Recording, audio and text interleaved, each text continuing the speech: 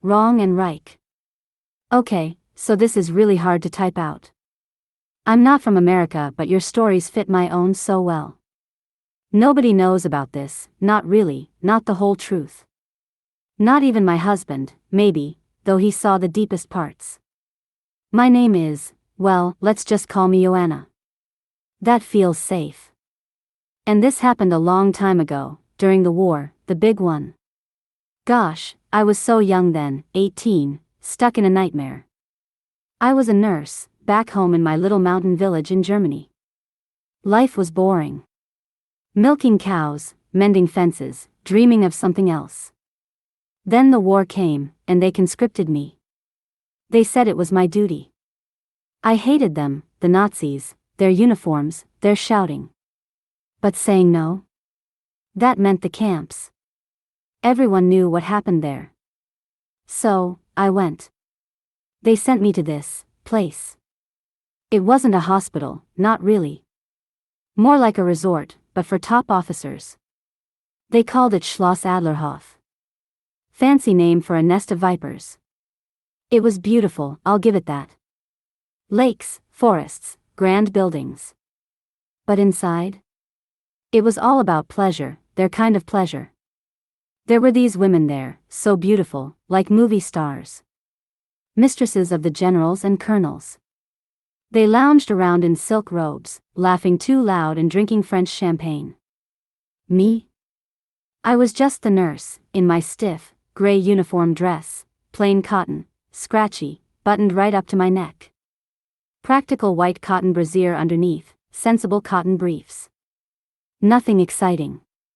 But the resort was charged with this energy, dirty energy, like everyone there had lost their inhibitions, because honestly, at this place, the powerful men had no gods before them. They were the law, so they acted like it. They were grabbing my backside when I walked by, fingers brushing my chest in the elevator. Once when I was in the elevator alone with a general, he grabbed me, lifted up my skirt and rubbed me there, pressing hard. He whispered, "Come to my suite tonight, little nurse." I pushed him away and was saved by the opening doors and I ran. He just laughed. I felt sick, scared, but that night, I lay in my bed, pressing my hand against my mounds, pressing hard just as he did. He was the first person to ever touch me there, and it made me so curious. My hometown was so conservative, even looking at a man before you were married was a cause for permanent shame. But for some reason, the shame excited me. I didn't know why. Then a few days later, I saw him. Colonel Muller. My commanding officer. I found out later he was a war hero and took shrapnel, so he got this cushy post. He was a tower, dark hair cut short, eyes like chips of ice that somehow burned me. Each time his eyes met mine in the halls I had to look down at the floor. I even saw him once, coming out of the steam house. He was naked. Just walking, like he owned the world.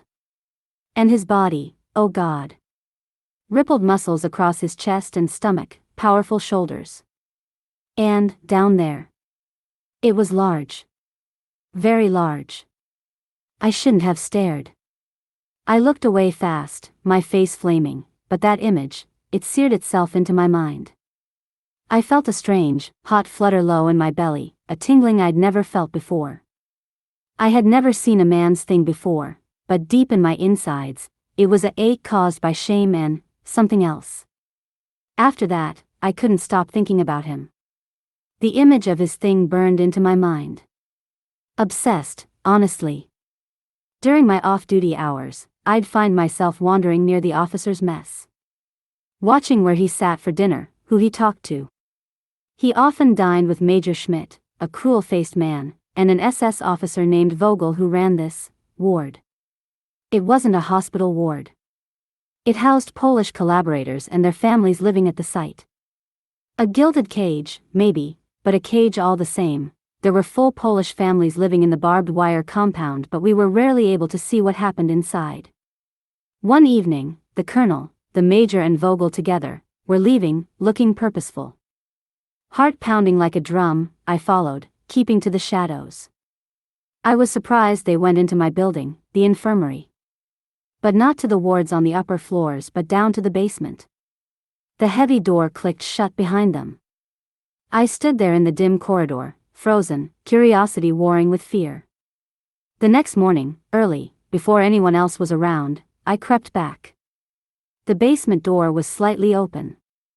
Pushing it open felt like stepping off a cliff. The air was thick, stale, smelling of dust and something else. Perfume? Sweat? I flicked on the bare bulb. It illuminated a scene that made my breath catch. The room was messy. Empty bottles scattered, schnapps, wine. And on the floor, women's undergarments. A black lace brassiere, torn. Silk stockings, laddered. A scrap of crimson satin, maybe panties. My cheeks burned, but I couldn't look away. Then I saw them, leather straps, like cuffs, discarded near an old table. Without thinking, I scooped them up, hiding them in the pocket of my uniform apron. My heart hammered against my ribs. Why did I take them? I didn't know. But that night, alone in my tiny room, I took them out. The leather felt cool, smooth, slightly worn. I held them, imagining the colonel's hands fastening them around my wrists. Tying me. A shiver, hot and cold, raced through me. I touched myself then with the straps binding my hands, under the rough cotton of my nightgown, thinking only of him, of his ice-blue eyes watching me bound. It was terrifying and the most thrilling thing I'd ever done. The thrill became a compulsion. A few days later, I stole into the maintenance office near the boiler room. The key ring hung on a nail. My fingers, slick with sweat, fumbled until I found the heavy, old key labeled Keller Ost, that's German for East Basement. I slipped it off. Getting it copied was terrifying.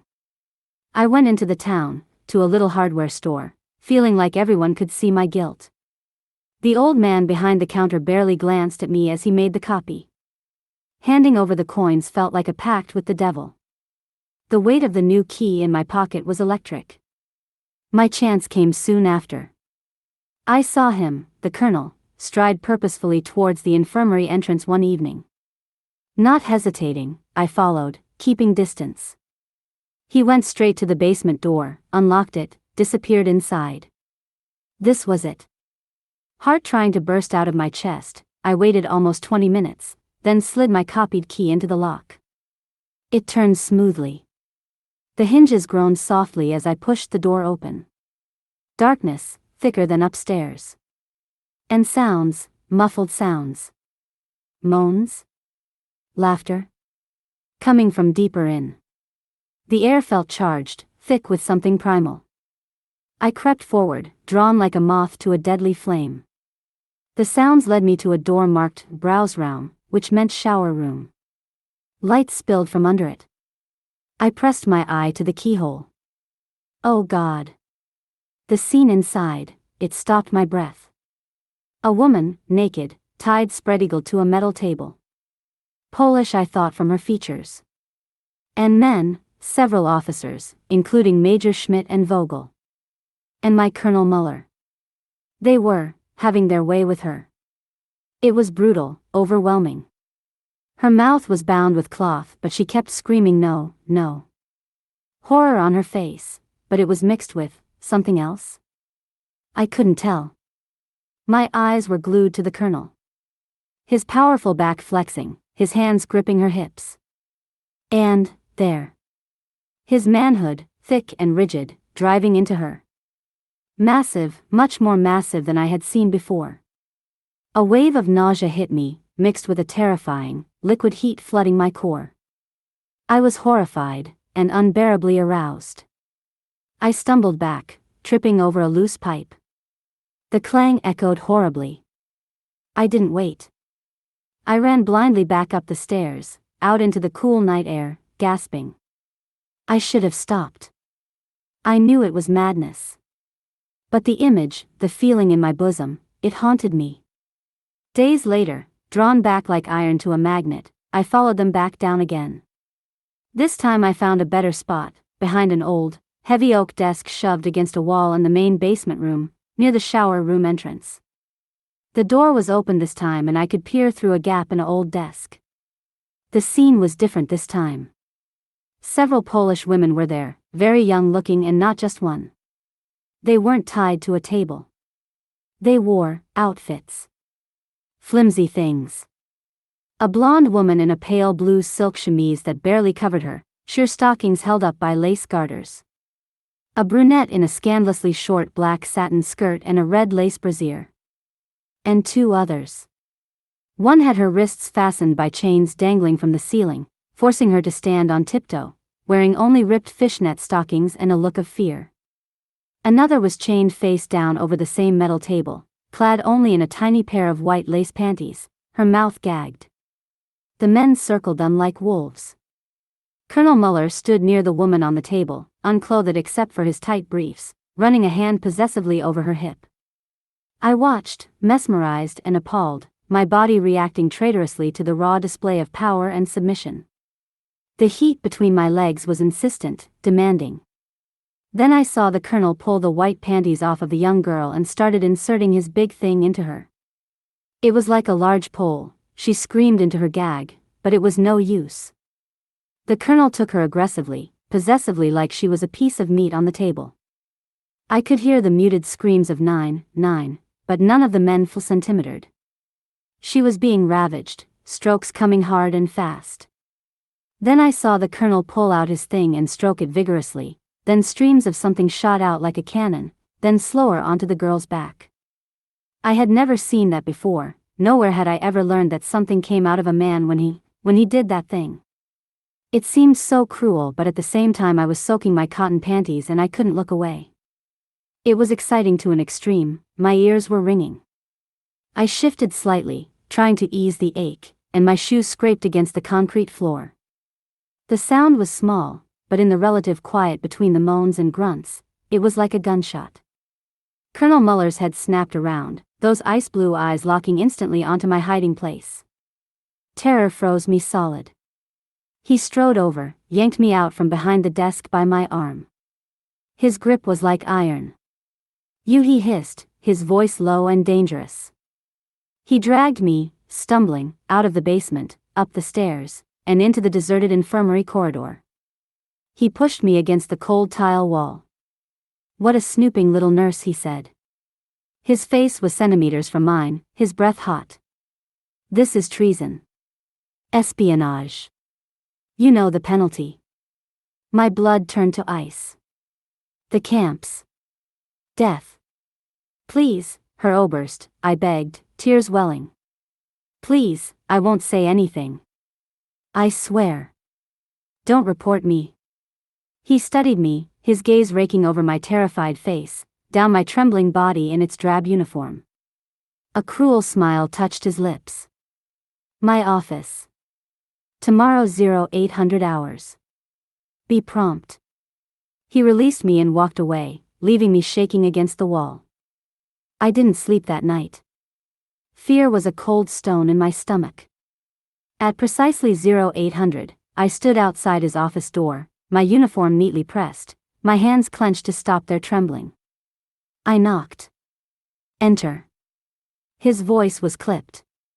Inside, it was all dark wood and efficiency. He sat behind his desk, not looking up immediately from some papers. The silence stretched, agonizing. Finally, he looked up. "You understand the gravity of your actions?" I nodded mutely. "The penalty for spying is clear. A relaxing train ride to the east. That is the proper place for traitors." My knees nearly buckled. "Herr Oberst, please. I beg you. I wasn't spying. I was curious, foolish. Please." When I said curious, his eye curled. He stood slowly, walking around the desk. He stopped right in front of me. He was so tall, so imposing. "Curious?" he asked. He reached out, not roughly, but firmly, and turned me to face the desk. "Bend over it."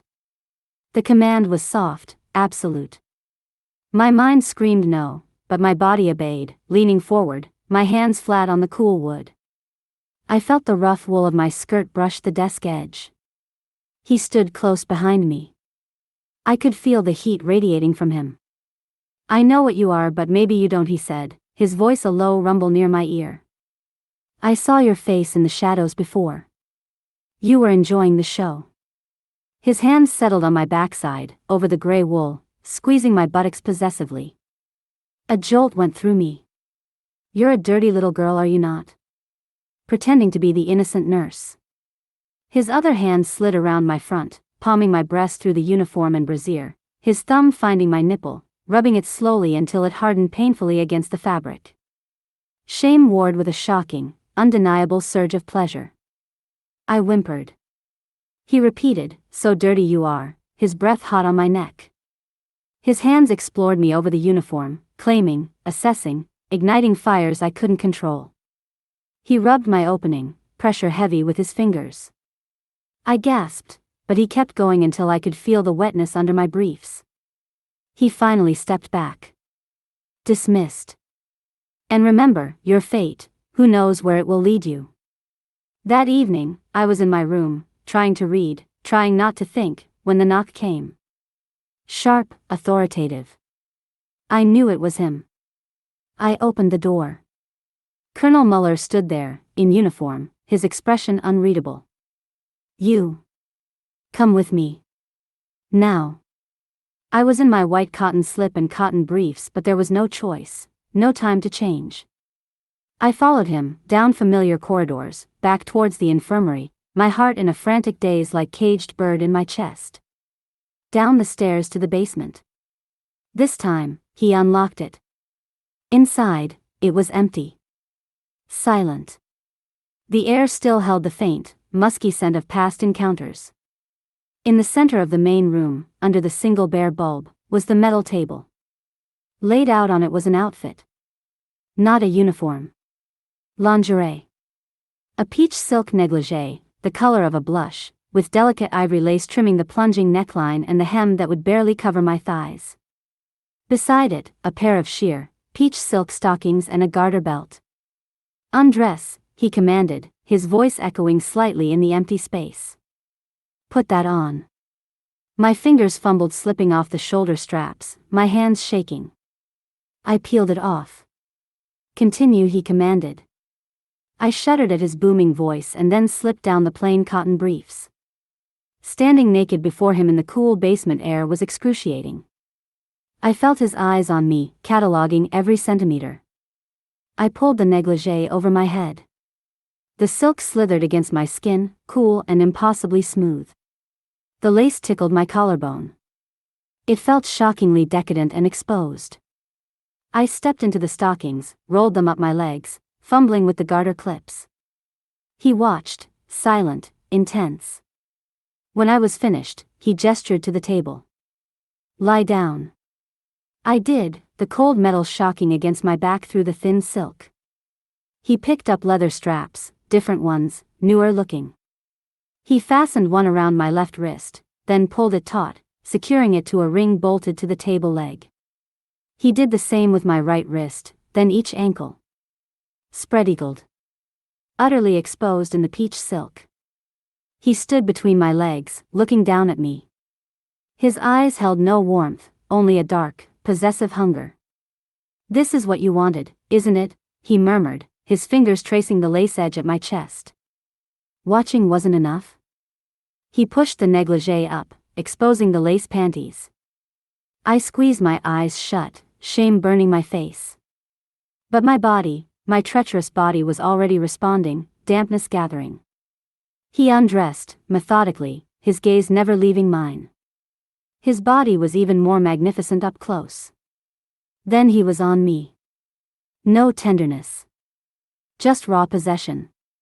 He tore off the lace panties with one swift motion like it was paper. He bent down to taste my slit, using his tongue to lap up my wetness. I heard a hum of approval. His tongue darted inside of me then to my sensitive point, circling it with his tongue. I was wetting further but I tried not to let out a sound. The pleasure was exploding in my head. He continued to work his firm tongue, over and over, circling, moving up and down, My hips reached up in the air as some kind of aching shot from my spine to my nub. It hurt, but it hurt in a different way. The pressure was building and he started to flick his tongue and I shouted, "Please, please, no," then with a scream. And I exploded.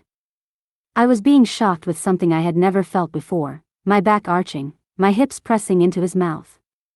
Thinking back now, I realized this was my first climax and it was amazing. When I calmed, he stood up straight and just admired me blushing with shame. I wanted to cover my face but my hands were bound to the table. He started stroking his big thing, up and down, his stare at my wet slit burning a hole in with the power. His manhood rose and was massive, like before. Images of the poor Polish girls flashed through my head, and I knew what was going to happen. I resigned to my fate, knowing there was no way out.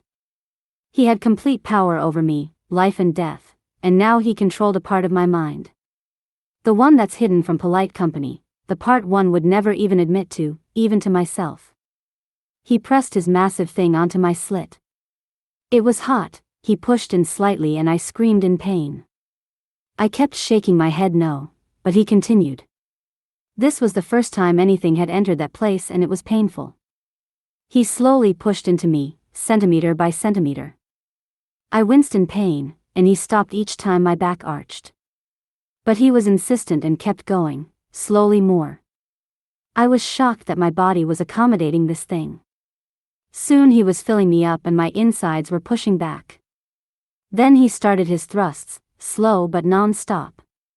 The pain subsided, and the thought of me being so helpless made me slick, so slick. He pushed further with each thrust. I kept shaking my head no, but it only made him push further. Then an ache started building in my legs again. The pleasure was building a pressure inside me like a coiled spring, twisting tighter and tighter. He leaned into me and now was staring into my eyes. I kept begging, no please, but that stare into my eyes made me want it more. He was so powerful, dominating and so sure of himself. I wanted him to continue. The pressure coil tightening more. He was thrusting with long strokes now, pushing inside me further than I ever thought possible, hitting a spot deep inside me that made the ache feel different from when he used his tongue. And then he reached down and took my breast into his mouth and started to flick my erect nipple. Oh my God, it was making me.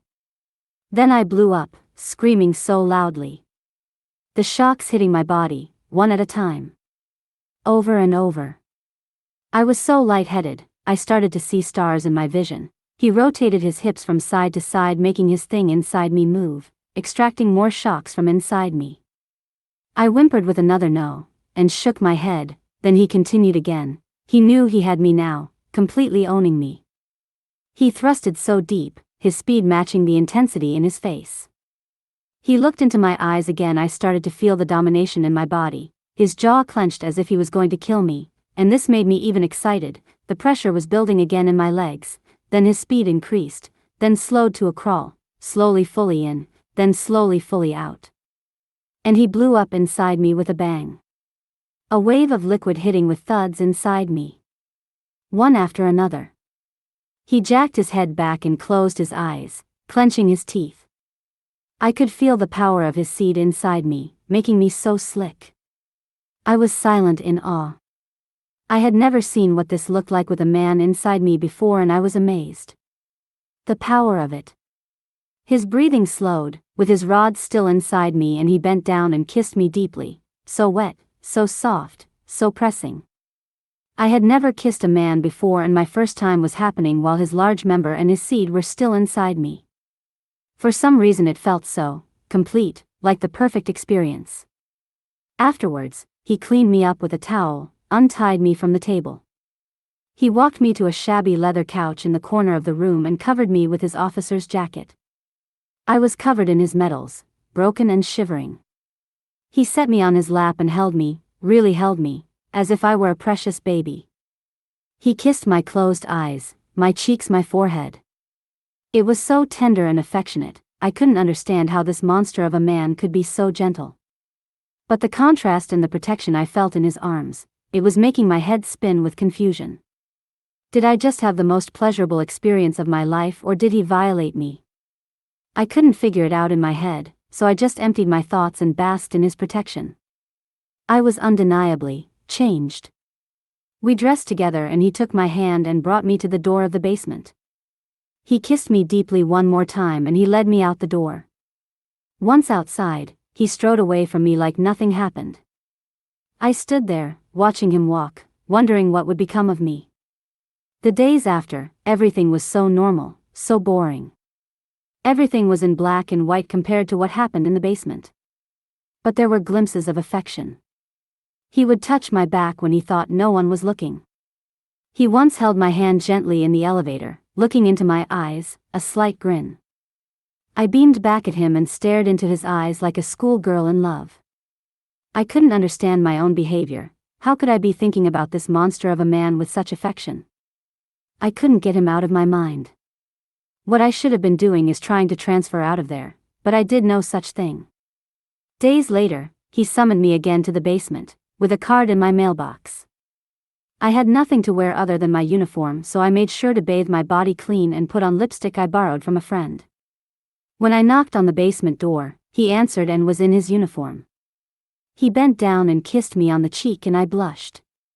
He led me to the shower room again, but this time I was stunned to see another woman was there. Polish, young and very beautiful with long dark hair, wearing only a flimsy ivory satin robe tied loosely. She looked terrified and resigned. Colonel Muller pointed to the shower room. "Both of you. Undress. Shower. Now." I shot a stare at the colonel, but he stared back with an angry glare. I looked down and started walking. I obeyed, shedding my uniform slowly under his watchful gaze. The Polish girl watched me too. The uncertainty was eating at my mind and my thoughts were racing. I wanted to run out of there, but for some reason my legs would not move as I commanded. The Polish girl shed her robe and she was completely naked. We stepped under the shower and started the water. It was cold and I crumpled my legs avoiding the water. When the water warmed, we both got wet. We soaked ourselves, avoiding each other's eyes, acutely aware of him undressing at the doorway. He was watching us. His gaze felt like a physical touch. His hard body joined us under the spray, pushing us together, his hands roaming over both our bodies, slick with soap and water. The sensation was incredible, so soft, slippery, and the heat of our bodies, sliding off each other, it was. I started to get slick in my folds. He kissed her, deeply, possessively, his hands and fingers rubbing her rear entry.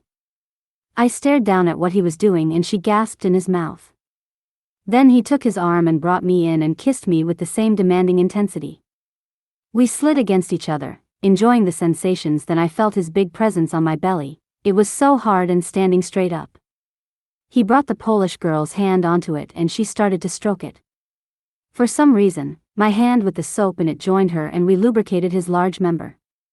Her hand was stroking up and down the huge shaft and it looked massive in front of us, like a weapon that could kill, imposing. I looked into the girl's fearful eyes. There was less fear now and more submission or resignation to her fate.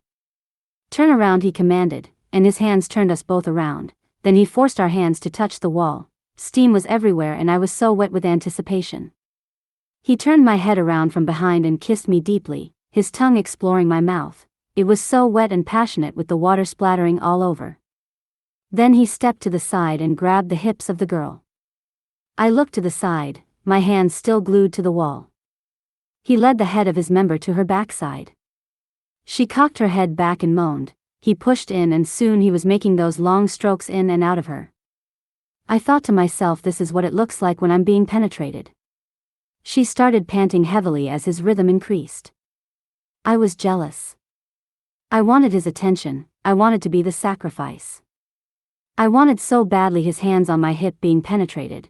As he sped up I could see the wincing of her face. She was close. So close, she was silent. It seemed like she didn't want to give the colonel the victory of conquering her. She stayed silent, then her expression changed into one of complete pain.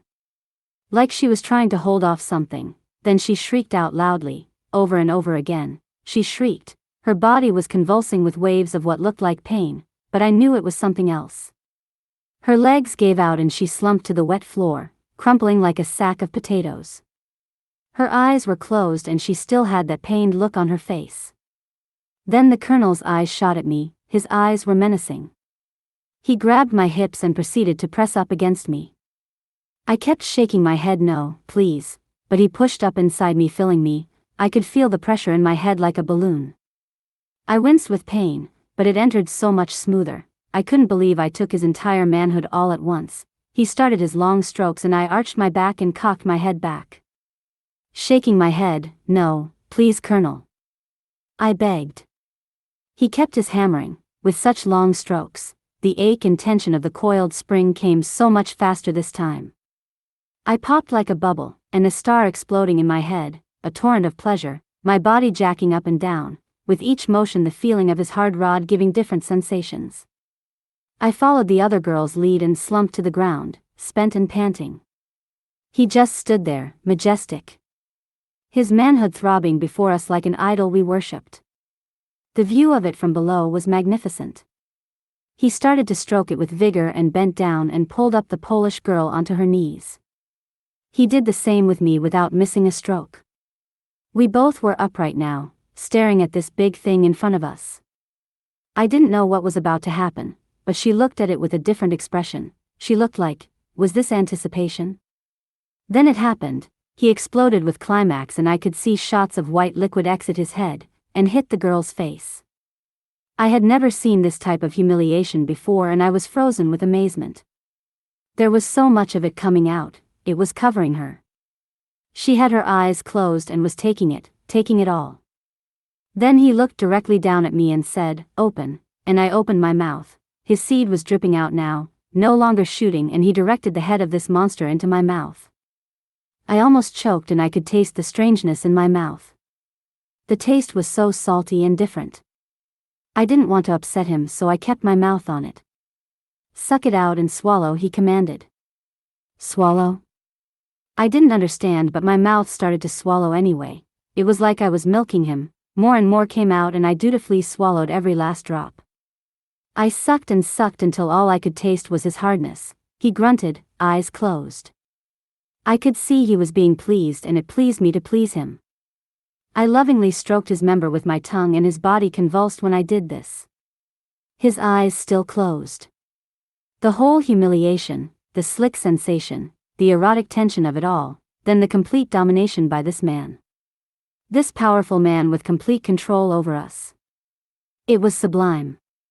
The feeling of submission, to be controlled by this man, it made my head spin with contradictions, because I could feel the flights of love between us when we stole glances outside, but the contrast with this beast taking advantage of women like this. I couldn't get it straight in my head. The night ended with us cleaning up and getting dressed. He told the Polish girl to leave and she ran away. And as for me, he held me again, gently plying my face and eyes with soft kisses. It felt so safe and perfect. I wish I could have stayed in his arms like that forever. But that's not what our fates held. It was the next evening when our lives changed. I woke up in my bed with the sound of air raid sirens, commotion everywhere, then the explosions. They were bombing us. There was huge explosion after huge explosion, chaos. I got dressed in a daze and got outside. Soldiers were everywhere, the ground shaking, it shuddered my insides, it was terrifying. Smoke.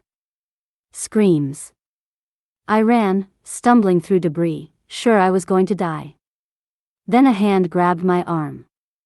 It was Colonel Muller. His face was streaked with soot, his uniform torn. "This way," he barked, dragging me towards a military truck. We got inside and he said we were being raided. Americans were here. We started to roar away, leaving the burning ruin of Schloss Adlerhof behind. We drove for hours before we stopped, checkpoint after checkpoint. We kept going, nobody questioned his rank. When we stopped for gas, I finally saw what was in the back of the truck. Supplies, weapons, and bags of clothes. Did he know we were going to get raided?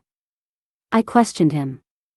He said when General Ludendorff arrived at the resort, he knew there was a chance the Allied infiltrators would try to hit our base. So he packed just in case. I couldn't believe it. I marveled at his wisdom and foresight. But I asked him, why me? He looked at me with a grin. He took my face in his hands and kissed me deeply. He said nothing. We drove west, through the collapsing Reich. Days blurred into nights. We didn't speak much. He was focused, driven. He found us passage, somehow, to the port city of Emden. He said this was his hometown. A cool-eyed woman met us in a shack and she hugged him deeply. She hid us for hours, then the large fishing boat, it was huge, reeking of salt and fish, heading for Argentina. The journey was long, weeks on the churning gray sea. Confined together in a tiny cabin, the past was an unspoken specter. The fear of capture, the shared survival, it changed things. He made love to me slowly, softly, over and over, and he held me. I fell asleep in his arms every night. He still had a dominance over me, but now with something else. Recognition? Need? He kissed me not like before, but with something I would call love. We truly connected on that boat. The violence of the past was still there, in his strength, in the memory of the straps, but it was different. It was true happiness, for the first time, peace. Argentina. A new world. Sunshine, strange trees, a language we barely understood. We ended up in a small city. I cannot tell you the details, but it was a hard life, but we had each other. We had children, a family, what you would call a normal life, and nobody knew about our past. I mean about the past in the basement. So, that's my confession. I was a prisoner, then I was his captive, then I became his. Willingly. Colonel Muller. My monster, my savior, the man who unlocked a part of me I never knew existed, a part that craves submission, that finds its deepest pleasure in his absolute control. The shame is still there, a cold thread woven through the memories of the war, the basement, the Polish women. But the thrill, oh, the thrill of his touch, his command, the way he makes my body sing under his hands, the deep satisfaction of his release within me, it outweighs everything. We live with our secret, running our little life, bound by the past and this fierce, dark passion. Something that started in terror in a Nazi basement and ended with me, willingly tied up, begging him for more. That's the truth. The dirty, thrilling, terrifying truth. Do you believe in second chances? Well, we do.